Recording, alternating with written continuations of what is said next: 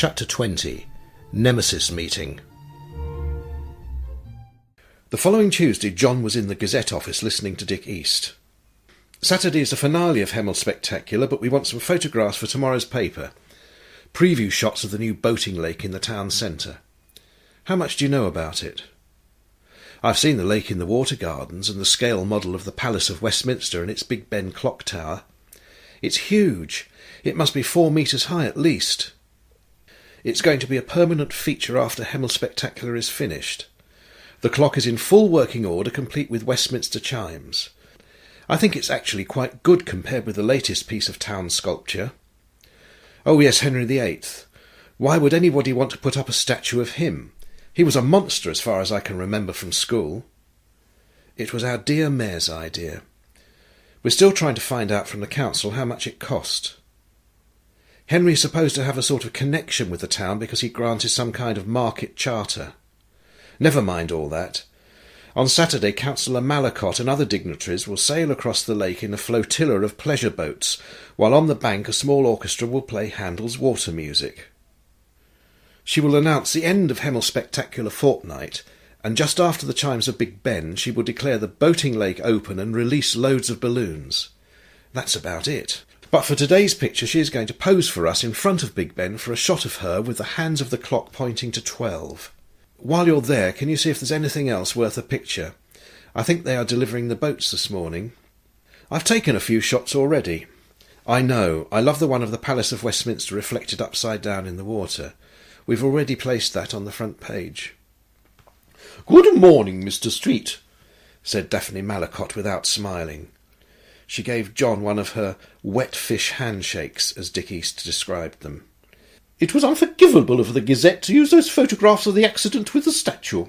I have sent a letter of complaint to your editor, but as yet I have had no reply. However, I realise that you are only doing what you are paid to do, so we'll let that pass.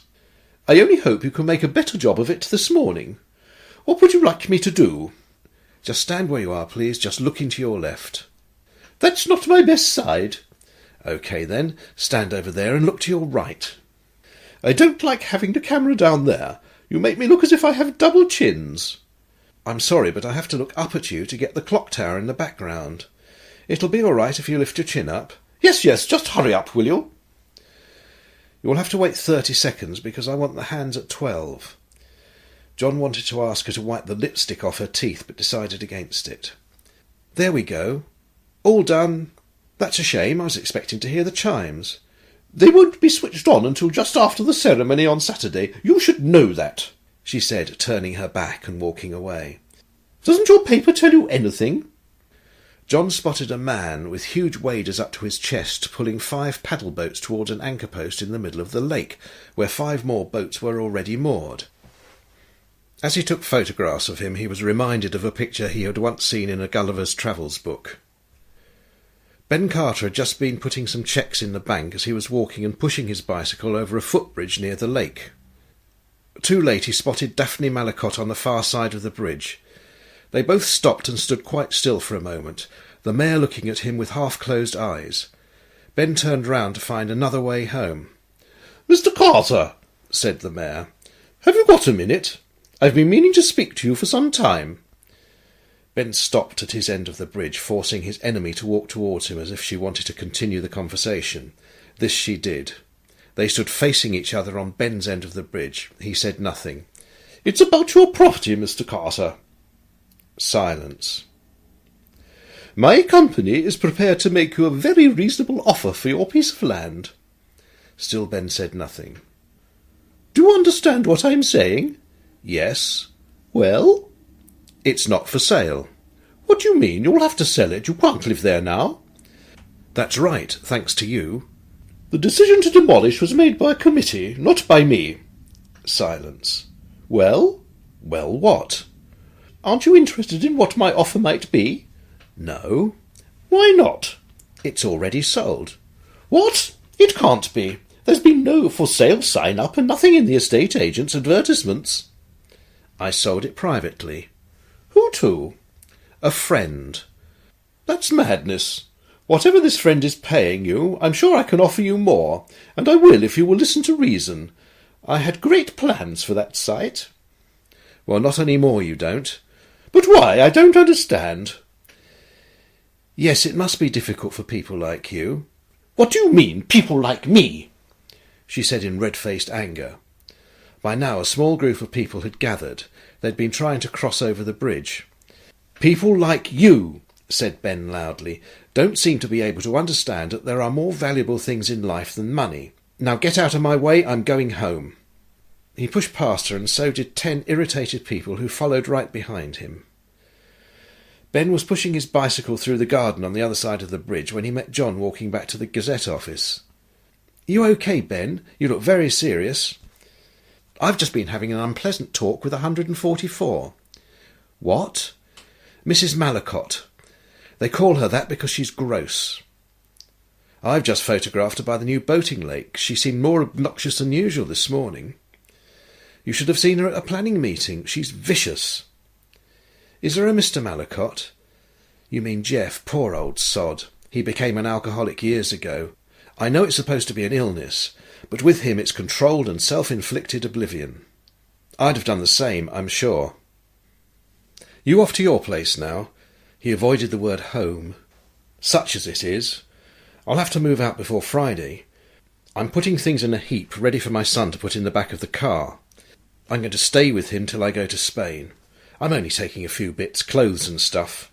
I've already hidden the stove and solar panels in the woods for you and Susan.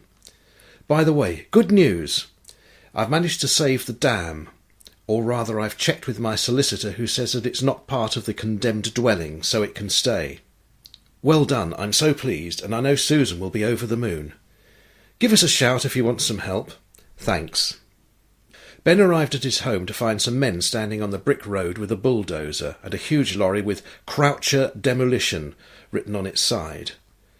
Leaning against the front wheel of the lorry was a huge, fat, middle-aged man with dyed blonde hair and his stomach imprisoned in the top of his trousers with a wide leather belt. 2 German shepherd dogs sat by his feet. As he drew near, Ben could hear him instructing his men to attach a steel cable to the trunk of a tall beech tree. We'll give it a pull with the dozer, and if it don't come down, we'll get the chainsaws on it. Excuse me, are you Mr. Croucher? I am, and you must be Mr. Carter. We haven't met. You weren't here when we cleared the first trees away. What can I do for you? You aren't supposed to start work yet.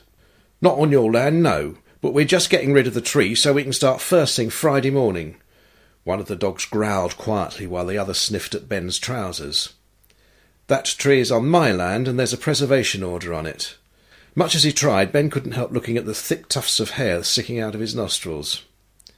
Our vehicles aren't on your land up here, and nobody's said anything to me about keeping the tree, so it's going, right? Look, mate, get on to your lawyer if you really want. By the time he's got round to writing us a letter, we'll be finished here and gone, so just keep out of the way. He spat on the ground and turned his back and walked towards the bulldozer. Ben laid his bicycle down on the ground and out of earshot dialed 999 on his phone. Police, please. Thank you. Ah, yes, my name is Ben Carter. I'm at my property to the north of Hempstead. I have intruders on the premises committing criminal damage. You can't miss it. Less than a mile out of town on the right-hand side of the road. Yes, I'll be there waiting. No, I'm not under threat, just the property. He sat down to watch the men as one of them climbed up to a fork in the tree and pulled the steel cable after him. It took all 4 of them to feed it between the huge branches and down to the ground again. There was a hook on each end of the cable, and these they attached to the rear of the bulldozer. The men stood back as their boss climbed into the cab and started the engine. Ben Carter, quickly but calmly, went and stood right in front of the bulldozer, while Colin Croucher revved up the engine and sounded the vehicle's klaxon horn. The dogs were snarling at Ben's feet when the police car arrived with sirens and lights flashing. The 2 officers ordered Croucher to switch off his engine while Ben explained the situation. They then approached the demolition team. Ben watched Croucher pointing first at the tree and then at the house, and then at the tree again. John arrived, camera in hand, taking photographs as he walked onto the site.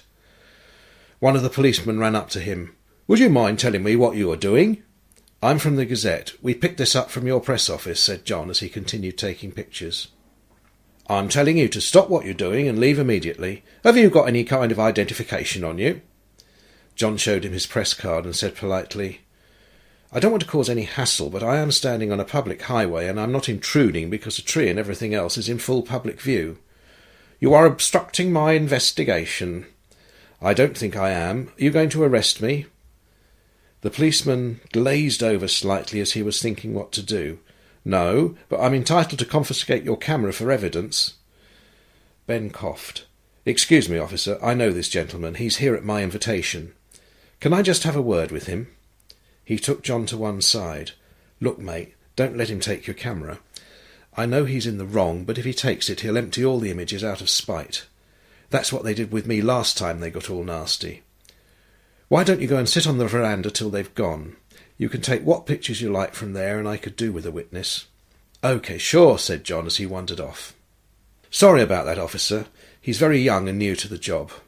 What's going to happen here? The other policeman joined them. The bloke with the bulldozer has agreed to stop work until we find out who owns the tree and whether they're allowed to be working here. This land away from the road is mine. There is also a preservation order on the tree. You only need to check that with the council.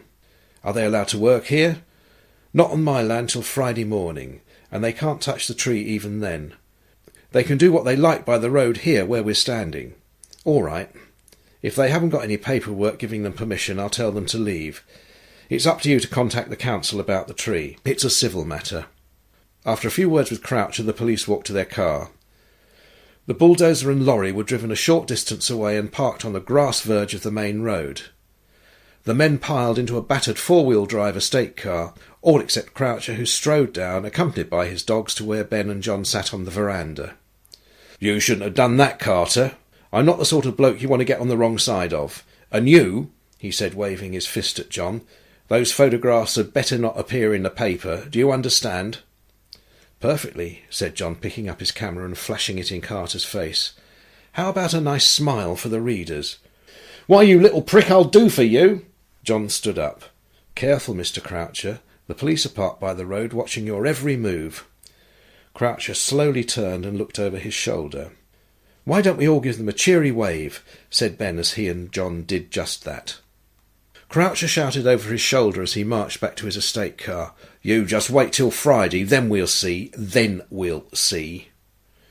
He got in, slammed the door, spat through the window and roared away up the brick roadway. Well done you, said John. Thanks, mate, said Ben. Are you going to be all right on Friday? I won't be here then. I'm going to Whipsnade Zoo with the grandchildren, and on Saturday I'm not going on the site. I'm going to watch them finish from up there on the hill. Susan said she would come and sit with me. She's good like that. I know she is. I'll be around as well if you want me. Thanks, mate.